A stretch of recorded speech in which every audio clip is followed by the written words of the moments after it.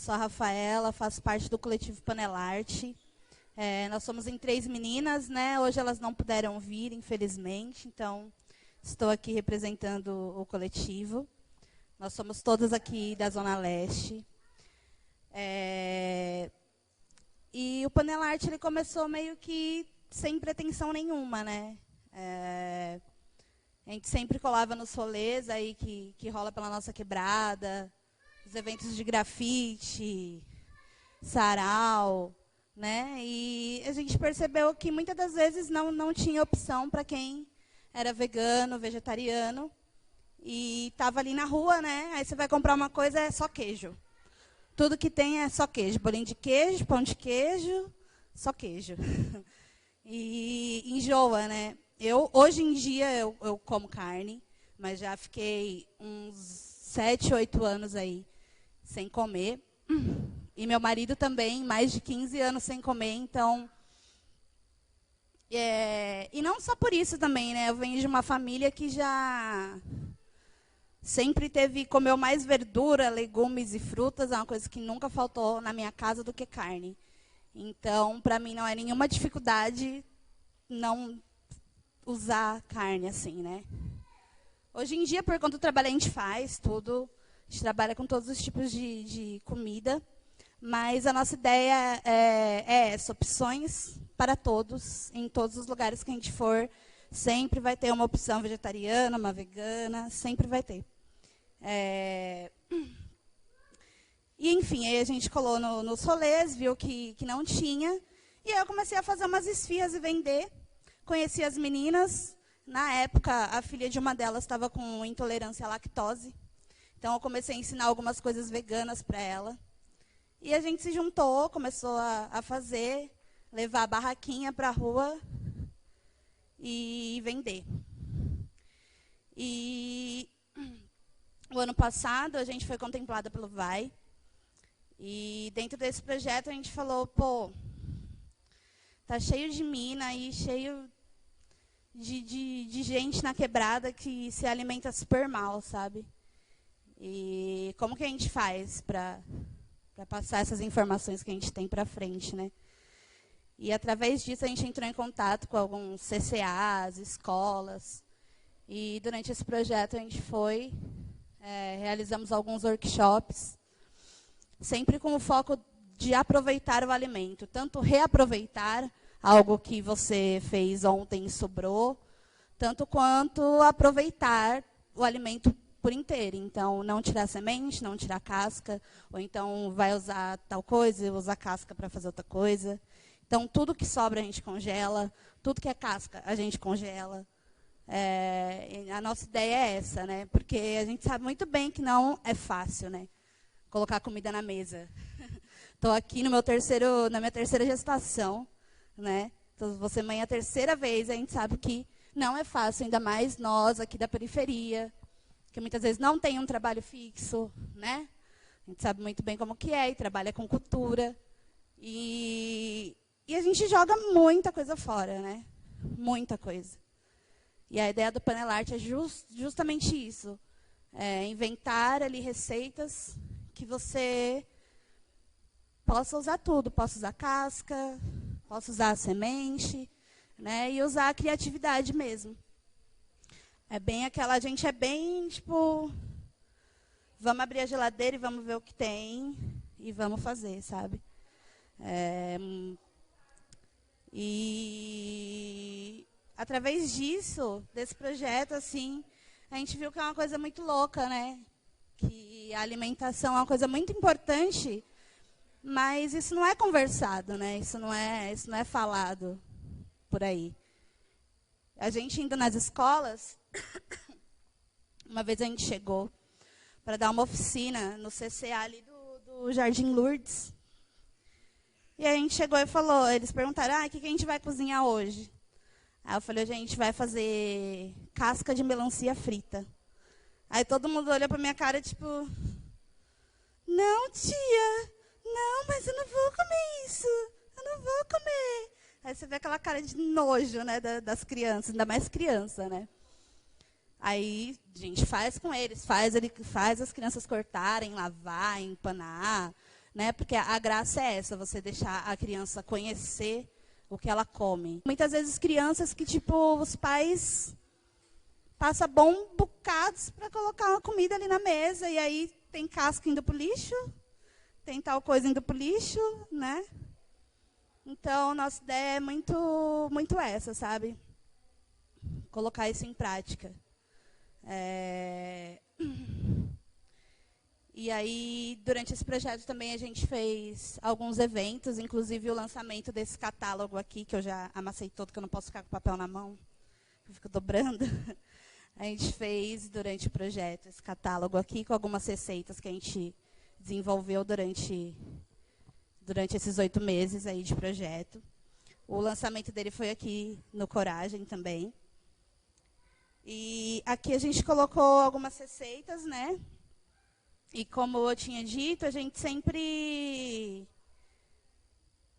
tenta fazer versões veganas das coisas, né?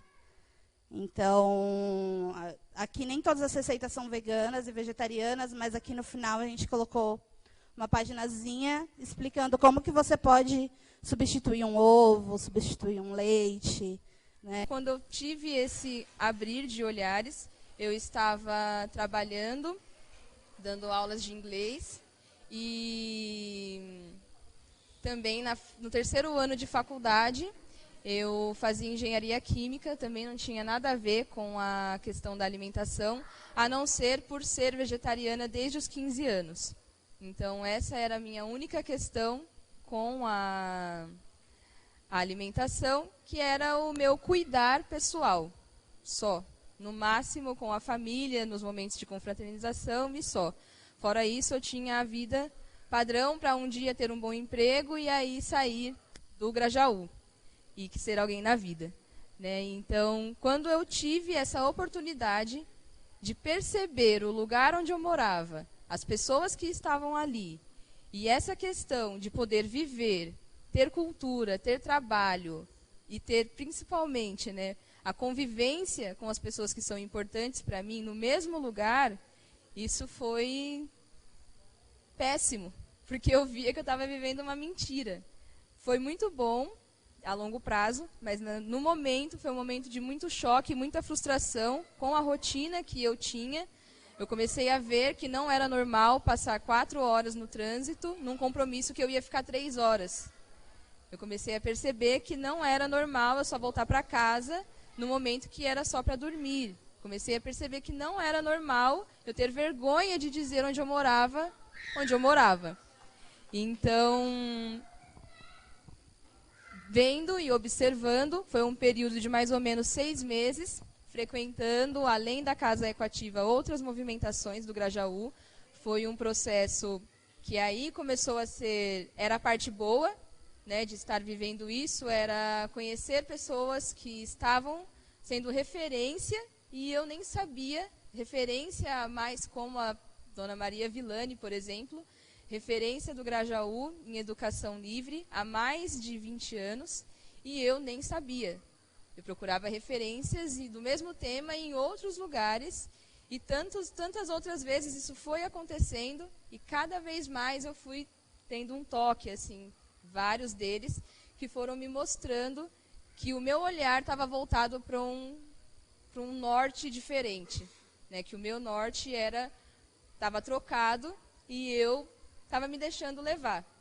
Então foram 6 meses, mais ou menos, que eu frequentei essas movimentações, e aí no final de 2016 eu já não estava bem com a faculdade, eu estava tendo problemas de saúde, de estresse, beirando depressão, como também muitas pessoas da periferia que têm o acesso à universidade acaba resolvendo um problema e arrumando outros 3.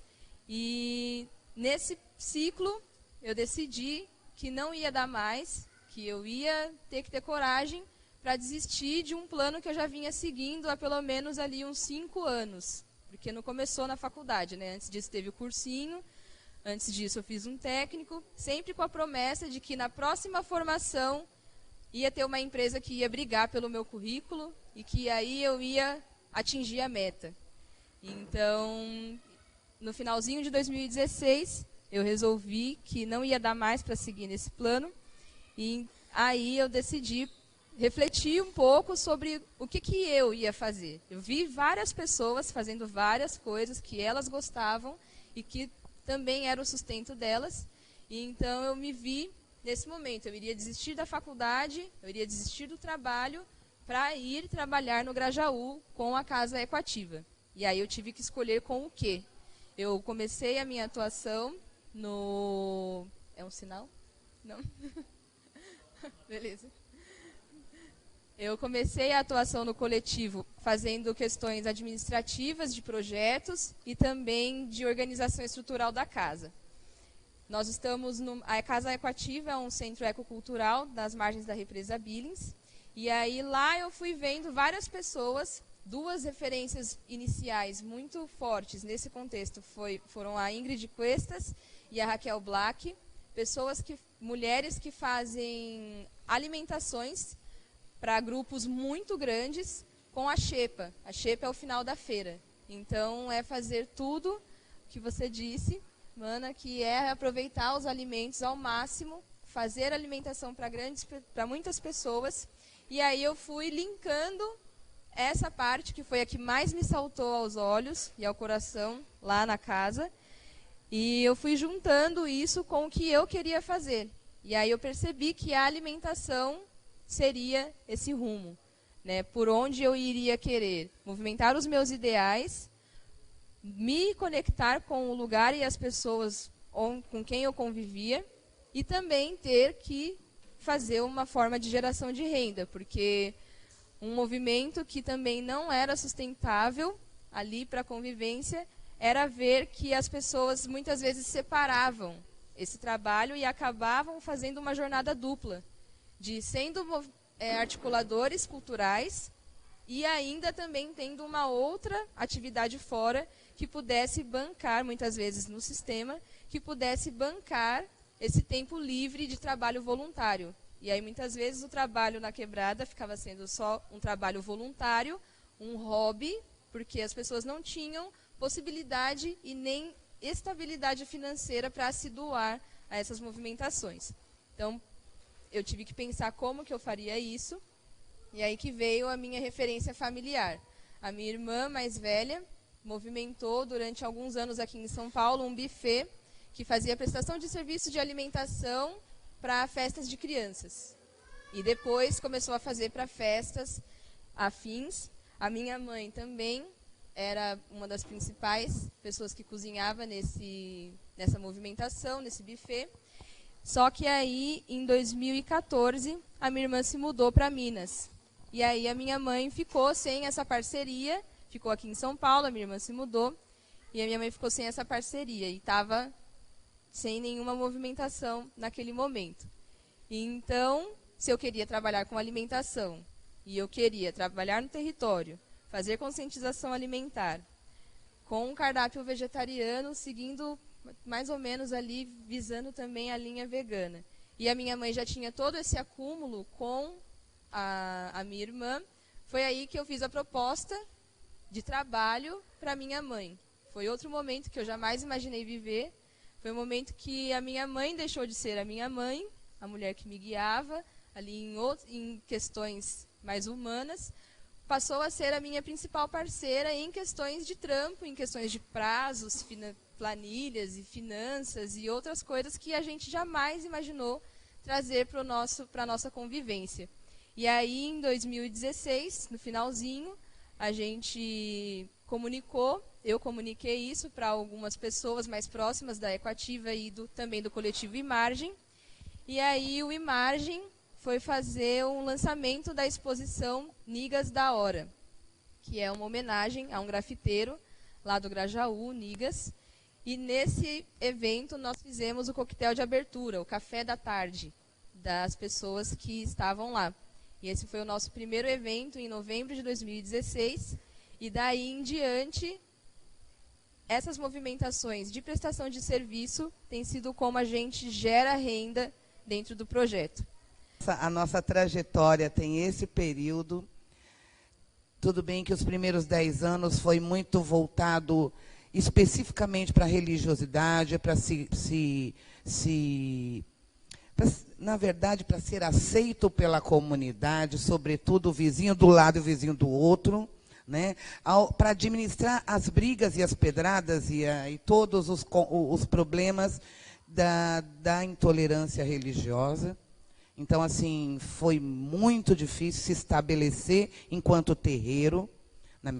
Na minha comunidade, eu acredito que em todas as comunidades é difícil. Tanto que 28 anos depois a gente está desenvolvendo um projeto que tem como foco fomentar e divulgar e elevar a autoestima do povo negro, a cultura afro-brasileira e o combate à intolerância religiosa.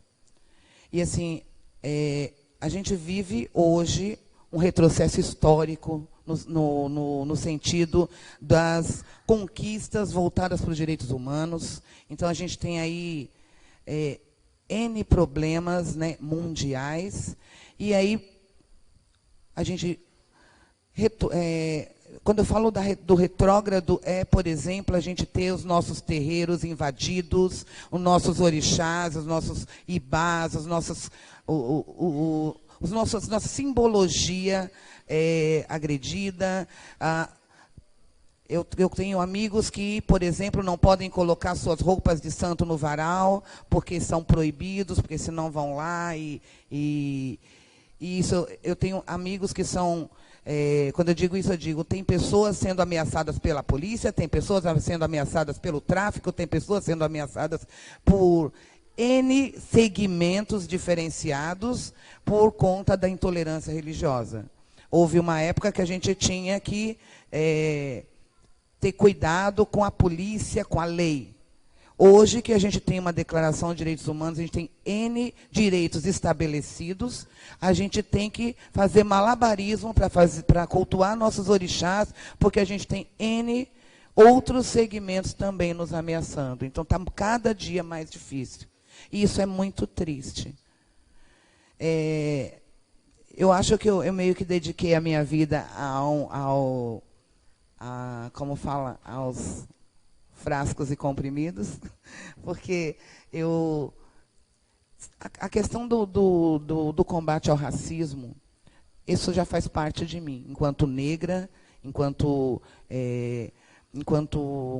uma mulher hoje, mas desde criança, que cresci dentro do terreiro. Então, eu cresci com toda a questão do estigma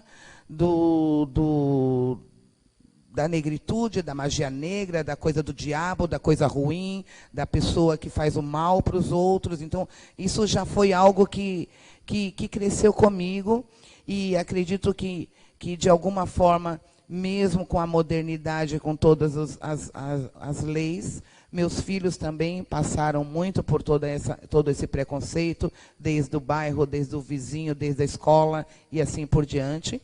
E a gente tinha realmente esperanças de que o futuro fosse melhor. Então, é por isso que a gente se sente tão ameaçado hoje com esse momento que a gente vive. E por isso essa preocupação tão grande com relação a combater tudo isso, a tentar fazer diferente. E aí, dentro de todas as alternativas, assim, a gente sempre teve algumas ações, mesmo que pontuais, dentro do terreiro, voltadas para a educação, voltadas para a cultura, voltadas para a questão da valorização da cultura afro-brasileira. Então, a gente, durante esse período, a gente teve, por exemplo, quando eu falo ações pontuais, a gente teve... fomos polo do vestibular, né, das provas de vestibular da Uniesp.